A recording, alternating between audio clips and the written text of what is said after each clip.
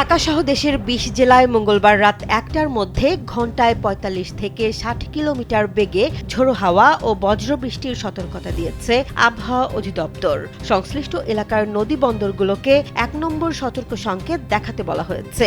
সতর্কতার আওতায় রয়েছে ঢাকা, রংপুর, দিনাজপুর, রাজশাহী, পাবনা, বগুড়া, টাঙ্গাইল, ময়মনসিংহ, ফরিদপুর, মাদারীপুর, যশোর, কুষ্টিয়া, খুলনা, বরিশাল, পটুয়াখালী, নোয়াখালী, কুমিল্লা, চট্টগ্রাম, কক্সবাজার ও সিলেট অঞ্চল। এসব এলাকার ওপর দিয়ে পশ্চিম ও উত্তর পশ্চিম দিক থেকে দমকা কিংবা ঝোড়ো হাওয়া বয়ে যেতে পারে।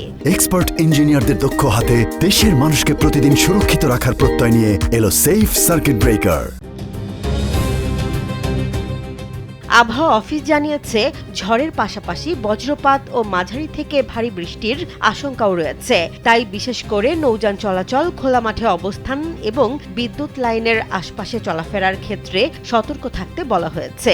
একই সঙ্গে আগামী কয়েকদিন দেশের সব বিভাগেই দমকা হাওয়ার সঙ্গে বৃষ্টি অথবা বজ্রবৃষ্টির পূর্বাভাস রয়েছে। কোথাও কোথাও ভারী বর্ষণও হতে পারে। ফলে স্থানীয় প্রশাসনের নির্দেশনা মেনে চলা এবং প্রয়োজন ছাড়া ঝড়ের সময় বাইরে না যাওয়ার পরামর্শ দিয়েছেন আবহাওয়াবিদরা।